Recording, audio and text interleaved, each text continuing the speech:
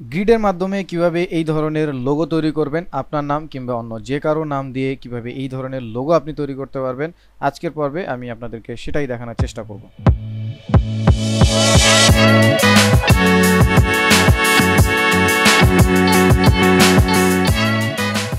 So viewers, welcome to অল্পশিকি.com। আমি Jason আপনাদের সাথে আছি। আজকে আমরা মূলত গ্রিডের মাধ্যমে কিভাবে একটা লোগো ডিজাইন করা যায় সেই বিষয়টা আজকে দেখার চেষ্টা করব।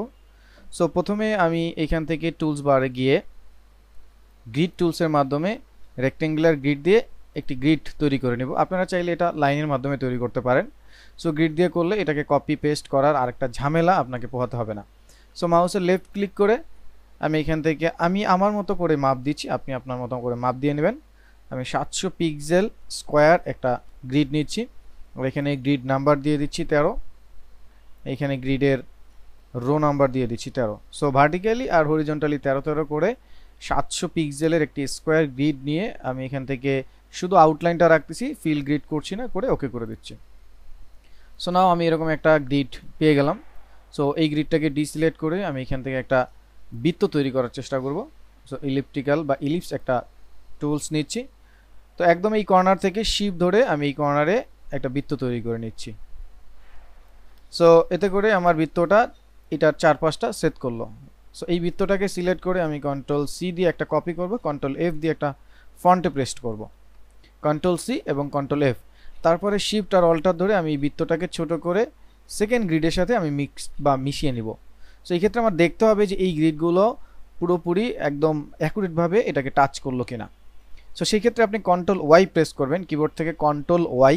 সো কন্ট্রোল-Y প্রেস করে আপনি দেখতে পারবেন যে এইখানে আসলে এই জিনিসটা সেট করলো কিনা। যদি সেট না করে তাহলে কিন্তু কাটাকাটি করতে আমাদের বেশ ভালো রকমের একটা সমস্যা হবে। সো আপনি একটু দেখে নেবেন কাটাকাটি করার আগে আমার প্রত্যেকটা গ্রিড সেট করলো। সো কন্ট্রোল-Y দিয়ে আমি আগের অবস্থানে ফিরে আসব। এবার আমি সবগুলাকে সিলেক্ট করব। তো সিলেক্ট করে আমরা এই গ্রিড থেকে আমাদের যে লোগোটা আছে এটা বের করার চেষ্টা করব, বা লেটারিং যে বিষয়টা আছে এটাকে বের করার চেষ্টা করব। তো সেই ক্ষেত্রে আমরা চলে যাব শেপ বিল্ডার টুলসে। শেপ বিল্ডার টুলস সিলেক্ট করলাম। আপনি আপনার মতো যে কোনো একটা কালার চুজ করে নিতে পারেন, যে কোনো একটা কালার। সো এই কালারটা নিয়ে আপনি এখন আপনার যেখান থেকে এই লোগোটা বের করতে হবে সেখান থেকে আপনি কাটাকাটি শুরু করবেন। সাপোজ আমি এখান থেকে আমার লোগোটা বের করার চেষ্টা করব। আমি এখান থেকে প্রথমে 4টা গ্রিড নিচ্ছি। সাপোজ এই 4টা গ্রিড নিলাম। আপনি শেপ বিল্ডার টুলস দিয়ে যেই জায়গাটা আপনার অ্যাড করতে হবে সেখানে জাস্ট মাউস দিয়ে ঘুরিয়ে নিয়ে আসবেন। এভাবে আমি 4টা গ্রিড নিলাম এটার জন্য।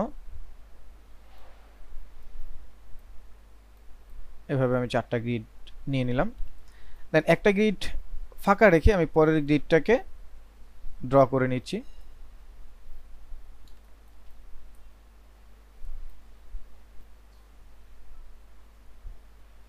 সাপোজ এরকমটা করে নিলাম। এইখান থেকে যেভাবে ড্র করা দরকার আপনি আপনার মতো করে ড্র করে নেবেন। নিচ থেকে আমি ঘুরে আসছি।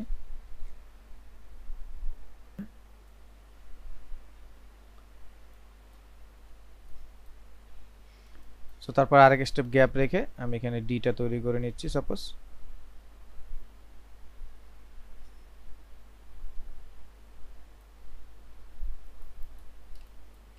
এটা করার সময় আপনাদের একটা জিনিস খেয়াল রাখতে হবে যে কোনো জায়গাটা যেন গ্যাপ না থাকে, এই বিষয়টা একটু দেখে নিতে হবে।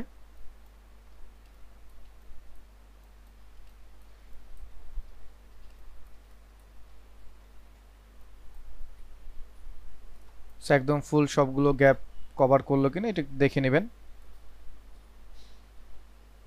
সো যদি মোটামুটি হয়ে যায় তাহলে এটাকে আপনি পাশে রেখে আপনার যে কাঙ্ক্ষিত লেটারটা আছে সেটাকে বের করে নেবেন। সো শিফট ধরে ধরে আমি এগুলোকে সিলেক্ট করে এটাকে বের করে নিলাম, স্ট্রোক কালার অফ করে দিলাম।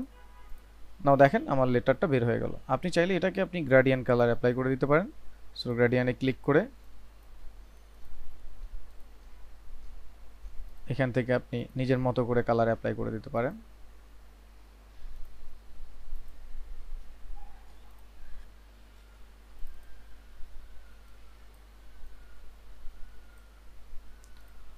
সো নাও সি আপনার লোগোটা হয়ে গেল।